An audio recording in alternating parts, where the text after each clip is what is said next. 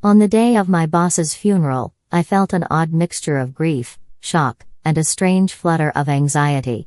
Everyone in the office seemed somber, whispering quietly, exchanging condolences.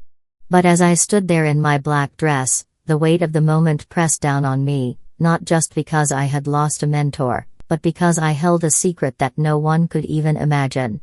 My name is Emily, I'm 34, and I've been her executive assistant for nearly a decade. Loyal, precise, and often invisible to the corporate world, I had spent years managing calendars, emails, and client portfolios. I never imagined that her final gesture would change everything.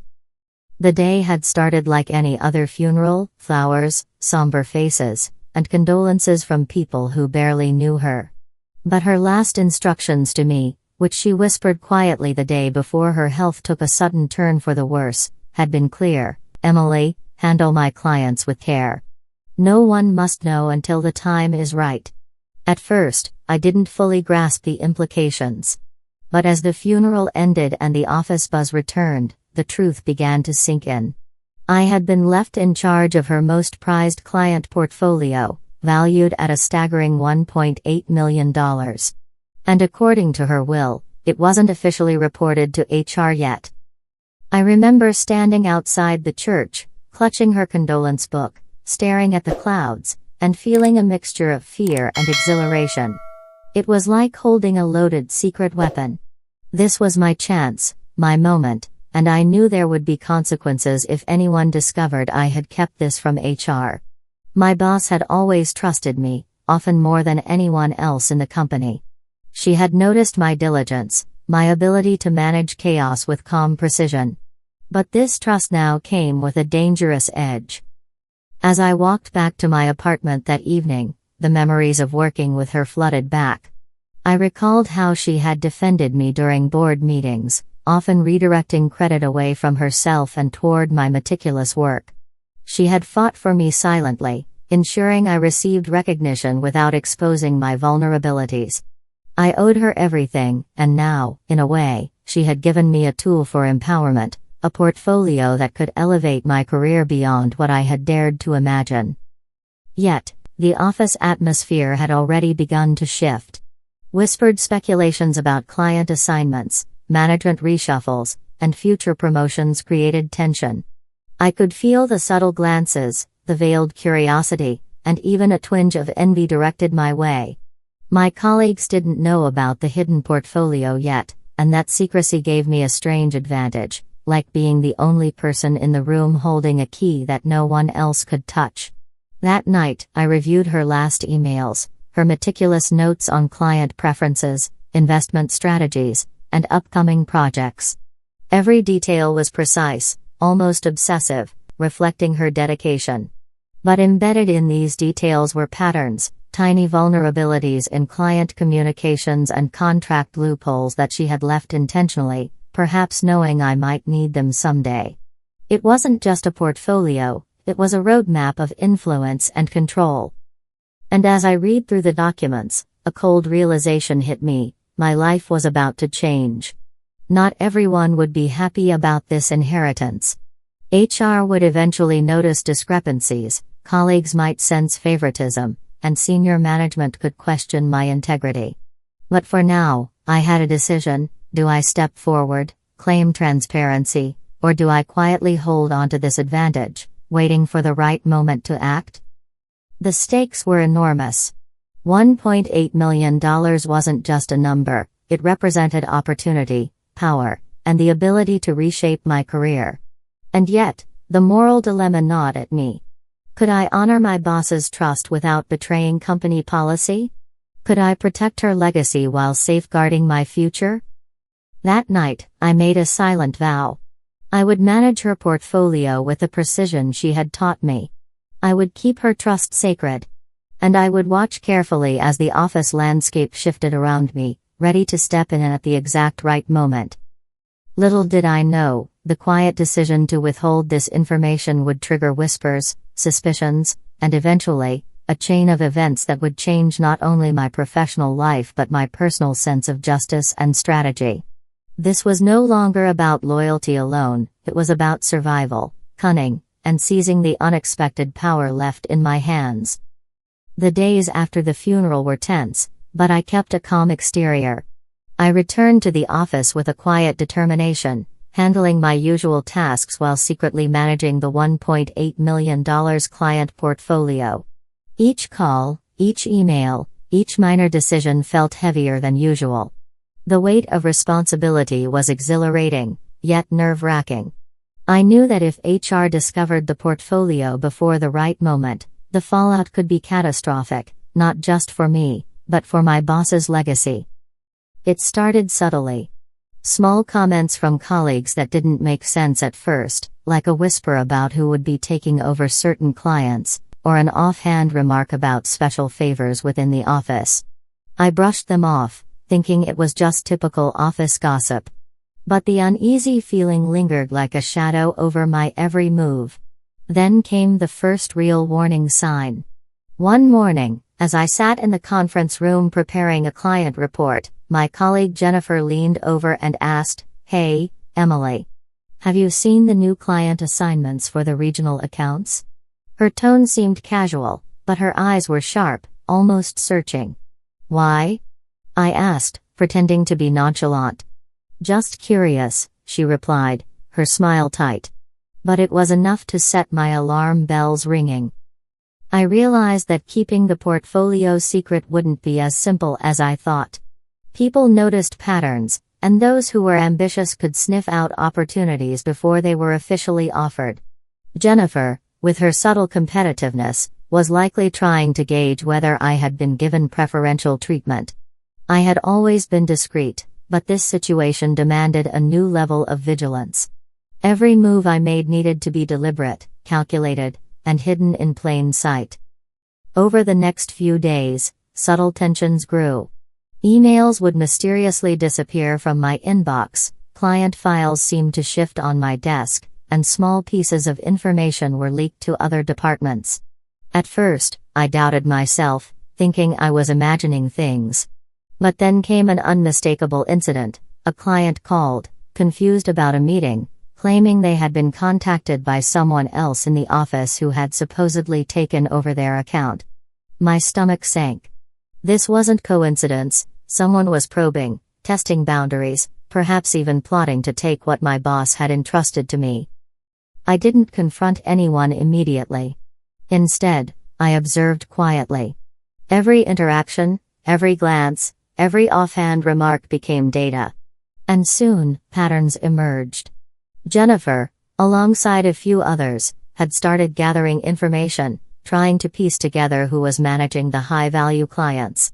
It was subtle, the kind of manipulation that most people wouldn't notice until it was too late. But I saw it. And now I knew I couldn't remain passive. At the same time, I was battling another inner conflict.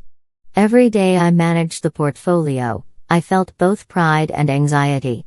Pride because I was entrusted with something extraordinary, anxiety because revealing it too soon could ruin everything. HR's role loomed large in my mind.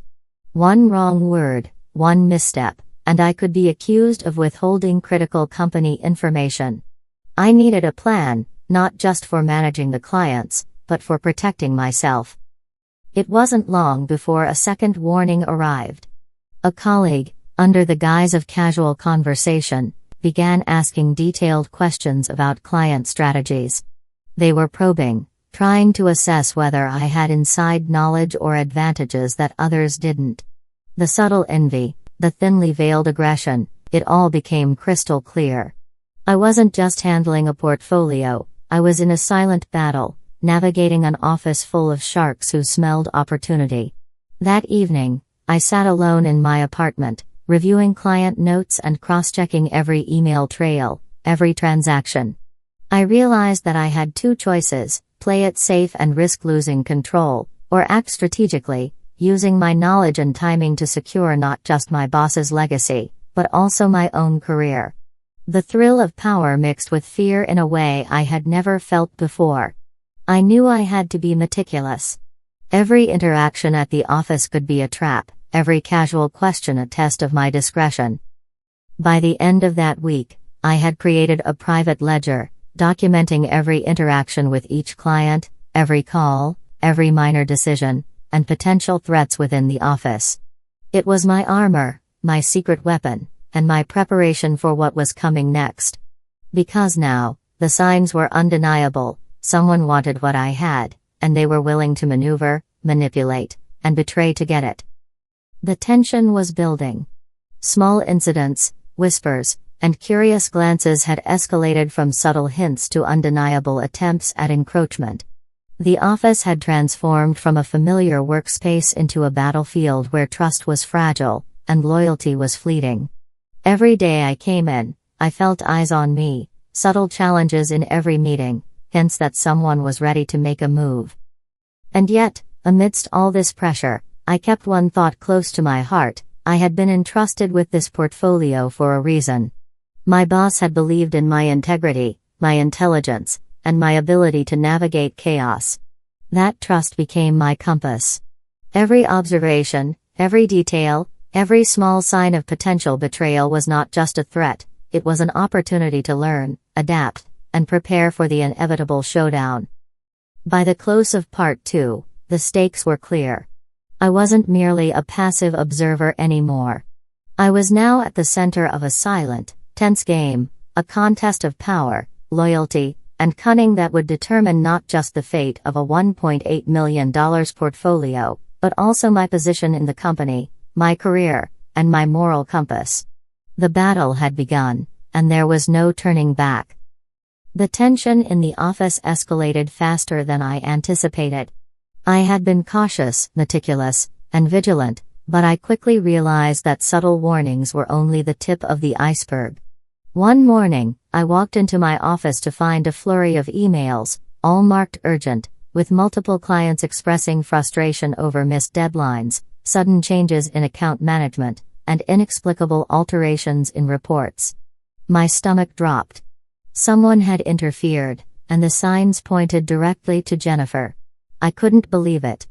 Every precaution I had taken, every secret ledger I had kept, seemed fragile under the cunning of someone who had been pretending to be friendly, helpful even. My hands trembled as I opened each email, realizing that my boss's legacy, the $1.8 million portfolio she had entrusted to me, was under active threat. The level of betrayal was staggering. This wasn't just a minor lapse. Someone had deliberately sabotaged my work, manipulating clients, and creating chaos that could destroy years of trust and careful management. For hours, I sat there, paralyzed with shock and rising anger. My thoughts raced: how could someone I considered a colleague, someone I had trusted, at least on the surface, turn against me so maliciously? My emotions swirled from disbelief to fury, then to despair. I thought of my boss, who had entrusted me with this responsibility just days ago. How would she have reacted if she knew what was happening? The thought of failing her filled me with guilt and an urgency to act. The day spiraled further when my manager called me into a private meeting. Her expression was stern, almost accusatory. "Emily," she said, "we've received complaints from several high-value clients. They're questioning our professionalism and account management. We need an explanation." My heart pounded. I had to respond carefully. One wrong word, one slip, and I could lose everything. I took a deep breath and explained the situation without revealing the full scope of the portfolio I had secretly inherited. "I've been handling the accounts as assigned, but it seems there's been a miscommunication," I said, choosing my words with precision. "I will resolve it immediately and ensure all clients are fully satisfied." My manager nodded cautiously, but I could see the doubt lingering in her eyes. Back at my desk, I started piecing together the extent of the sabotage. Jennifer had been manipulating account details, canceling important meetings, and even sending conflicting instructions to clients. Every move was calculated, designed to make me appear incompetent. The audacity was infuriating, but it also revealed something crucial: she was sloppy in her execution.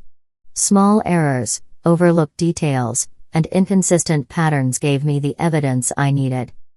Despite the chaos, a spark of determination ignited inside me. I realized that Jennifer's attacks, though disruptive, had inadvertently provided me with a roadmap. Every manipulated file, every email sent under false pretenses, was a breadcrumb leading back to her. My despair transformed into focus. I would not just defend the portfolio, I would reclaim control, expose the betrayal, and ensure justice. The pressure wasn't just internal. Rumors began circulating throughout the office. Whispers of favoritism, rumors about client mismanagement, and subtle accusations created an environment thick with tension. Colleagues began taking sides, some out of genuine concern, others out of opportunism.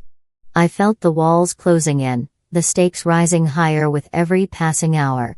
But amidst this storm, I clung to one truth: the portfolio was mine to protect, and my boss had trusted me with it for a reason. Late that evening, I reviewed every single transaction, every client note, and every email trail. Patterns emerged, inconsistencies that only someone paying close attention could notice. It was meticulous work, exhausting, and emotionally draining. Yet, as I traced the digital footprints, the reality became undeniable: Jennifer had overstepped, revealing more about her methods than she realized. She had left behind the smallest cracks, enough for me to see her hand in the chaos. And then came the final straw. A client called, trembling with frustration, describing a scenario that made my blood run cold. Jennifer had promised to adjust a multi-million-dollar contract on my behalf, but had instead redirected funds to an account under her own control. The scale of her betrayal was monumental. Not only had she attempted to undermine my career, but she had also risked the financial stability of clients who had trusted us for years. In that moment, I realized the game had changed. This was no longer about secret management or subtle observation. This was a direct attack, a battle of wits, strategy, and cunning.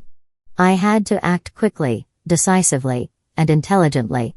Every emotion, shock, anger, fear, became fuel, propelling me toward a plan of action. Before the day ended, I made a crucial decision: I would not go to HR. Revealing the portfolio prematurely could jeopardize everything. Instead, I would gather concrete evidence, track every misstep Jennifer had made, and prepare for a confrontation that would leave no room for doubt or denial. My boss had given me the trust, now it was my responsibility to honor it, protect it, and ensure that justice was served. By the end of Part 3, the stakes had never been higher. The betrayal was real, the enemy had revealed herself, and the challenge was monumental. But in the shadows of chaos, I had found clarity. Jennifer had made mistakes, and those mistakes would become the key to turning the tables. The battle lines were drawn, and the next phase was about strategy, patience, and the sweet satisfaction of carefully executed revenge. After days of painstakingly analyzing every transaction, every email, and every client complaint, I finally had a complete picture of Jennifer's sabotage. The level of audacity she had shown was astonishing, but so was her carelessness. She had underestimated me, and in doing so, she left a trail that I could follow. Every unauthorized transfer, every misleading email, every attempt to discredit me was now documented. I had the evidence I needed, and it was time to act. The first step was strategy. I couldn't let emotion dictate my actions. This had to be precise, calculated, and public enough to ensure accountability. I compiled all the proof into a secure file, backing it up in multiple locations. Screenshots of manipulated client instructions, email threads showing her lies, and digital records of the funds she had diverted, all organized meticulously.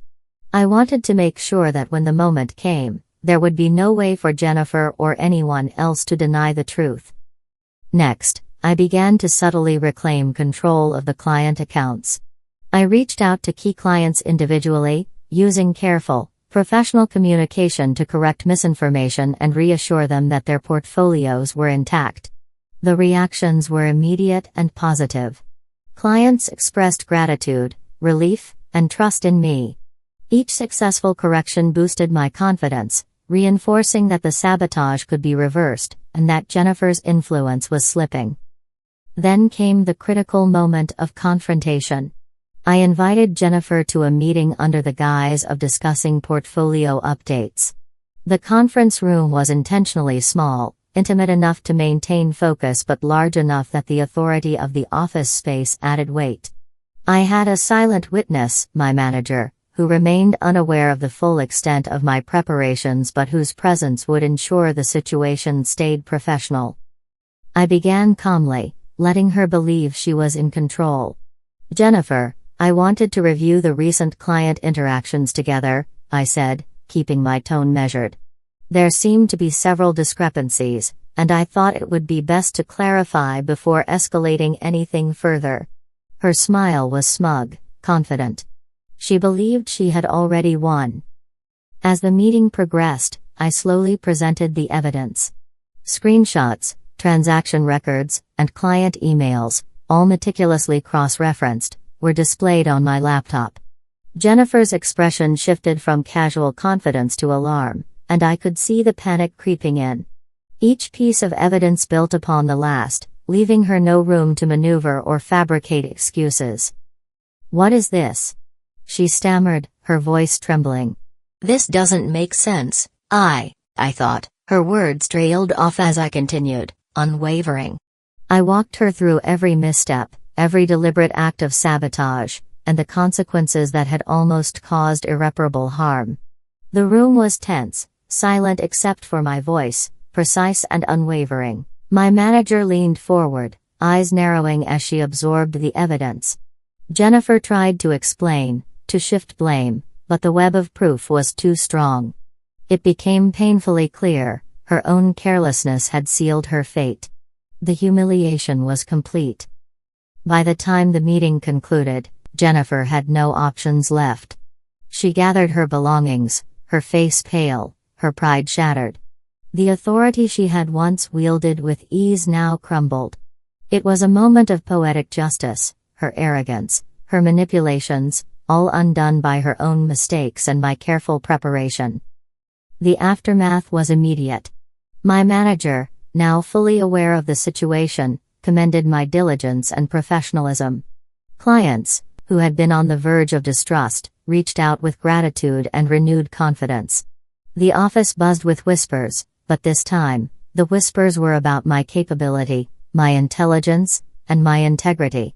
Jennifer, once a formidable presence, was now sidelined, facing internal investigation and inevitable consequences. In the days that followed, I continued to reinforce control over the portfolio, ensuring that every client felt secure and valued. Each successful resolution was a small victory, a step toward restoring trust and proving that the sabotage had not, and would not, succeed. The satisfaction of knowing that justice had been served, without reckless retaliation, but through careful strategy, was profoundly sweet. By the end of Part 4, the scales had tipped. Jennifer's manipulation had failed, my boss's portfolio was secure, and my professional reputation had not only survived but grown stronger. The tension of the previous weeks had transformed into a sense of empowerment. I had learned to navigate deception, to act decisively under pressure, and to protect what was entrusted to me. The story was far from over, though. While Jennifer's immediate threat had been neutralized, the experience left lasting lessons about trust, vigilance, and the complexities of office dynamics. But for now, I could take a deep breath and savor the triumph, a triumph that had been hard-earned, methodical, and utterly satisfying. In the weeks following the confrontation with Jennifer, a strange calm settled over the office. The storm had passed, and for the first time in months, I felt a sense of control and clarity. The portfolio was fully secure, client relationships were stronger than ever, and the whispers that had once spread doubt about my competence now transformed into admiration. It was as though every obstacle Jennifer had thrown my way had forged a sharper, more resilient version of myself. The internal investigation into Jennifer's actions progressed swiftly. HR and senior management reviewed the evidence I had meticulously compiled, and her misconduct was confirmed. By the end of the month, Jennifer had been formally reprimanded, stripped of responsibilities, and reassigned to a position far removed from client-facing duties. Her attempts to undermine me had backfired spectacularly, and the office had learned an important lesson about integrity and accountability. Personally, the experience changed me profoundly. I had always prided myself on being diligent and professional, but now I recognized the value of vigilance, strategy, and patience. The satisfaction wasn't in retaliation for its own sake, it was in asserting control, defending what was entrusted to me, and seeing justice served in a calm, methodical way. The confidence I gained carried over into every aspect of my life, both professionally and personally. Clients began to notice a new level of engagement and attention from me. Emails were answered promptly, portfolios were managed meticulously, and each interaction conveyed competence and trustworthiness. The strengthened relationships led to new opportunities, and the firm began recommending my services to high-value clients. My reputation, which had been quietly growing, now flourished. It was a reminder that resilience, professionalism, and strategic thinking can overcome even deliberate sabotage. Reflecting on the ordeal, I realized the deeper lessons were not just about office politics or defending an inheritance of trust. They were about understanding human nature, setting boundaries, and choosing when to act and when to observe. Jennifer's arrogance and impatience had been her undoing, and my careful planning had turned potential disaster into a triumph. Trust is fragile, but with vigilance, it can be protected and even strengthened. More personally, I learned that not every battle needs to be fought with anger. Calm, deliberate action, combined with preparation and evidence, is infinitely more effective than rash decisions or emotional reactions. I had proven to myself that I could navigate a high-stakes, high-pressure situation and emerge victorious without compromising my ethics. That lesson alone felt invaluable. In the weeks after, I also began mentoring younger colleagues who were facing similar office challenges. Sharing my experience helped them understand the importance of attention to detail, integrity, and the power of evidence-based action. It was deeply rewarding to see others grow stronger and more confident because of lessons I had learned the hard way. Looking back, the moment after my boss's funeral, when I quietly took responsibility for the client portfolio, was the turning point. It was a moment of courage, foresight, and quiet rebellion against potential chaos. I didn't need recognition from HR or senior management immediately. I only needed to act responsibly, protect what was entrusted to me, and trust that the truth would eventually prevail. As for Jennifer, her downfall served as a cautionary tale. Her ambition and deceit had blinded her to basic consequences, and while she remained a colleague, her influence was effectively neutralized. Justice had been served, but in a professional, measured way, no drama, no chaos, just the satisfaction of plan well executed. In conclusion, the ordeal taught me several vital lessons. Vigilance is essential, never assume loyalty or competence without proof. Strategic action beats impulsive reaction every time. Integrity and professionalism will always outlast sabotage and deception. Protect what is entrusted to you, even if it means quietly going against expectations. True empowerment comes from preparation, patience, and calm decisiveness. And finally, the most important takeaway: life often tests your patience and foresight. The real victory isn't in punishing those who act against you, it's in proving that integrity, careful planning, and ethical action will always lead to long-term success. So, if anyone watching this is navigating similar challenges at work or in life, remember, stay vigilant, document everything, act with strategy, and trust yourself. Triumph doesn't always require confrontation, it often requires intelligence, patience, and the courage to do the right thing quietly but effectively. And if Jennifer is listening, thank you for teaching me that even the most confident saboteur can be outsmarted when diligence meets determination.